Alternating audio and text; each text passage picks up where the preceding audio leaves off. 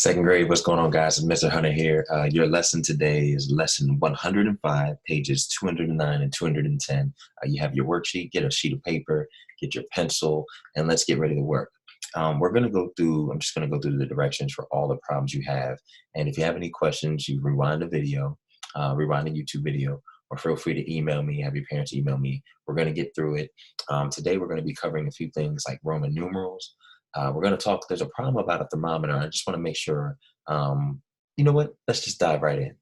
Before we start, we are talking about math, and I'm going to teach you a little bit of sign language, all right? Math. You're going to hold your three fingers up. You see how my thumbs are on my pinkies there? You're going to take your three fingers. You're going to bring them down like this. If you do like that, that's like an M in sign language, but you're going to do it, take your three fingers up, do like that. Then you're going to take it and you go math, math. Now, if we were in class, it's almost like you're hitting them folks. For your parents that don't know, that's when your kids go, you know, a little something. I think I know a little something. I don't know. Your kids might tell me that I'm not cool, but this is how you do it. So you take your three fingers, bring them down like that, take them to the side, and you go math. That is how you say math in sign language. All right, so let's dive into it. Got it? Cool. That was for my friend Naomi. All right, let's look at number one. Deep in the jungle, the temperature does not change much. Read the thermometer to find the temperature. We've been working on thermometers, but we've been having a little bit of problem with it too. When you're doing a thermometer, you are counting by twos, okay? So if you have a thermometer, go all the way down. Let's just go like this. We're starting at 50, go to 60, and 70. All right, so you have those there. Everything in between, and I'm sorry, I don't know if that looks really good, but everything in between, 2, 4, 6, 8, 60. So it's 52, 54, 56, 58, 60, 62, 64, 66, 68, 70. Everything is by twos. They are asking us what this number looks like in be here.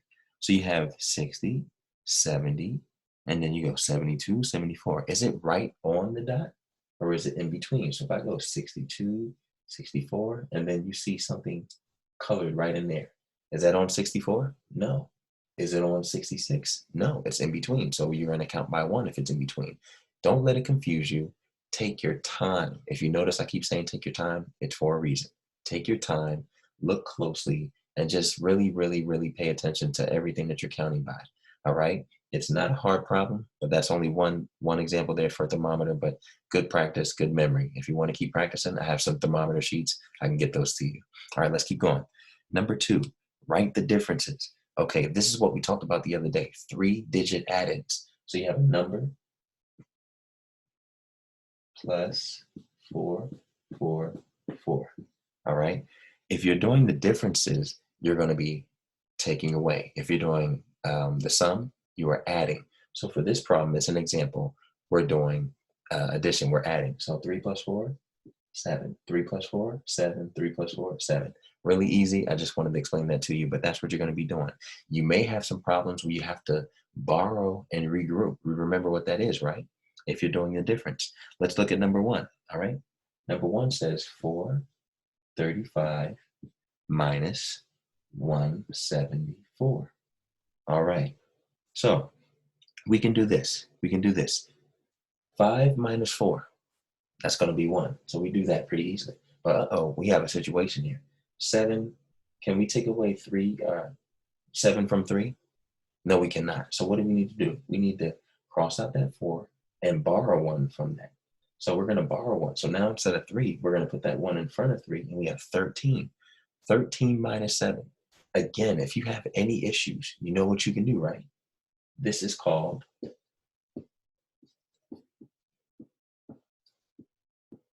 a number line. Make yourself a number line. I stopped at 10 just for example, but go all the way to 20. It's really easy. You have 13 minus 7. So let's go to 13.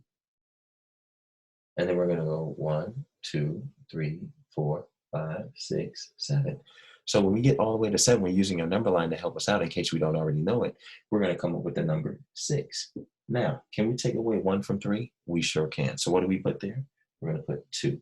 So that is how you work on the differences again. Again, another example of just regrouping and borrowing, taking your time, and clearly putting the right number. When you take away 1, that's a 1 in front of it. You don't put a 1 over top of it and then add it 1 plus 3 because that's going to be wrong.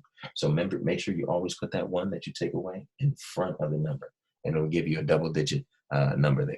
All right, we're looking at number 3 right now. It says read the clocks. What times will it be 2 hours later? This could be a little bit tricky. Now, the first problem says it is 3 o'clock. So the simplest way to do it is we're going to add 2. If it's 3 o'clock and it says add, what time will it be 2 hours later? You have 3. You're going to add 2, 4, 5.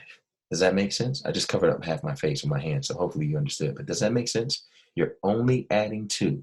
Where are you going to add 2? To the hour. So the other numbers, the minutes, they don't matter. Okay, so you're only going to worry about the hour. That's all it says. Add 2. What time will it be 2 hours from now? Add that. You should be pretty fine.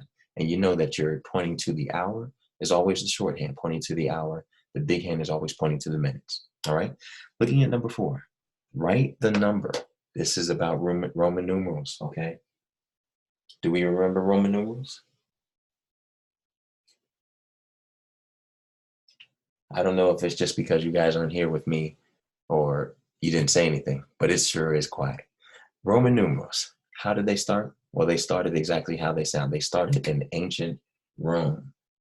They wanted to know how they could tell numbers and do counting and adding. So they created the Roman numeral system, and we can still use it for different things today. We use it for certain clocks. Some people use it in math, but we're using it right now just to teach you the basics. Remember, if you have a 1, it's going to be like a capital I. If you have 2, it's going to be 2 capital I's. A 3, 3 capital I's. And then you get to 4. Here's the trick. We're going to skip over 4. We're going to go to 5. 5 is a V. 5 equals, or a V equals 5. So in Roman numeral, you don't say 4. You put 1 before 5. So we're going to put 1, and then we have to put the 5. So that's 1 before 5. Now what do we do for 6? I'm sorry, I skipped ahead, sorry. You're going to go to 5, which is the V, but then what do you do for 6? It's 1 after 5. 6 is 1 after 5, so you put the 5, but then you're going to put the 1. Okay, so make sure you know those. If you have your old sheets, if you need to go back on your worksheets, I can get you that. I can make sure you have the Roman numerals and know what they are from 1 to 10. We'll go all the way up there. But really, you're looking at it down here. So we see 2 I's. 2 I's equals 2. You go to the X. Ooh, that's a big one. We have V equals 5. And Roman numerals, X equals 10. So why don't we just keep counting? We had 6. Now we have V. It's 2 after 5. So that's 7. What's after 7? 3 after 5. So we put 3 I's. Now we're at 9. If we have 10, 10 is going to be all the way here. But what's 9? 9 is 1 before 10. I hope I explained that pretty well. I know we already talked about it a little bit, but just a review. But if you're looking at it, those numbers are pretty crumped together. So we'll write it again. You have 1, 2, 3, 1 before 5, and then you have 5. But now we're going to go down. You have 5, you got 1 after 5, 2 after 5, 3 after 5, and then 1 before 9, 1 before 10, and then you have 10. So these are all the numbers there. Remember, you can count them 1, 2, 3, 4, 5, 6, 7, 8, 9, 10. If they ask you for more, keep using the same tactics that we just talked about, putting 1 after 10, 2 after 10. This is all for the Roman numerals there. And if they ask you for 2x's, if 1x equals 10, then 2x's equal, it's 2 10s. So it will be 20. All right. Looking at number 5, how much money? You guys, I hope you are learning how to count money. Money is not bad. It's not hard. You just have to take your time. Remember, a penny is the smallest amount of change you can have. A penny is worth 1 cent. A nickel is worth 5 cents. A dime is worth how much? 10 cents. And a quarter is worth 25 cents. We counted by 25s last time. A simple review of counting and adding up the change. Remember, you have to put, if it's $1, you have to put that little sign there. And then make sure we know, because this separates the dollar from the cents. You always want to make sure that is clear. It doesn't go like this.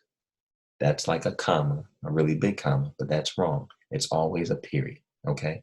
Let's look at page 210 before we move on. All right, so fill in the blanks. This is really cool. The number you have there says 3,208.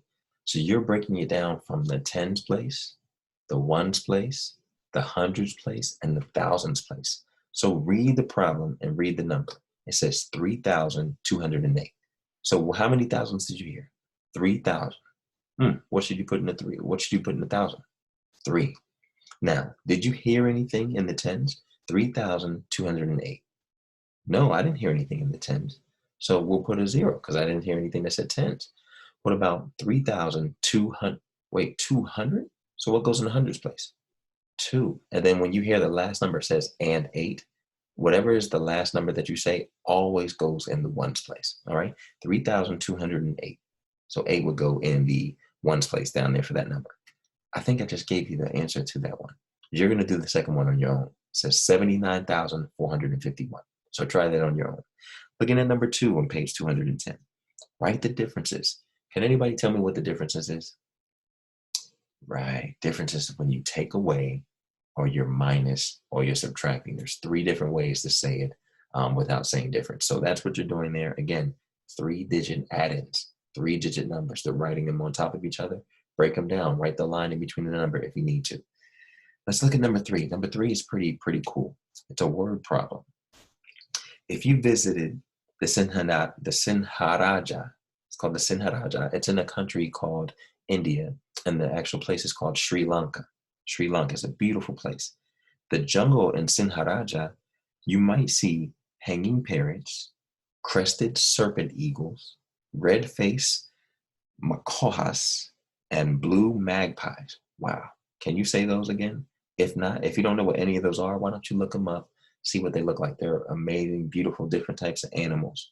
You're going to color the bar graph with these clues. So all the clues, A, B, C, and D, they are using the graph down there to give you the clues for how you need to fill it in. Read it carefully. You only bubble in up to the number. And if you look down at the bottom, is that graph counting by ones or twos? This is something that we overlook sometimes. It's counting by twos. So if it says we had 7, you need to color half of the box, not the entire box, because it's counting by twos. So we go from 6 to 8, but if it says 7, you color half of the box. All right. There's something special I want to share with you in the bottom of the video here. There is a documentary that shows you what it looks like in Sinharaja. It's a long train. It's called the Main Line. It runs all the sorry guys, I knocked over my water. But this train called the Main Line runs all throughout India. It's one of the, Sri Lanka, I should say. It's one of the oldest trains that they've ever had. It's really beautiful. It shows you a lot of the history. I want you to check it out. So it's in the link to what you can watch this video on is underneath of this. Watch it. Let me know what your thoughts are. Hope you enjoy it. And remember, this has been your math lesson. I love you guys. I'll talk to you later. What I knocked over was my mouse.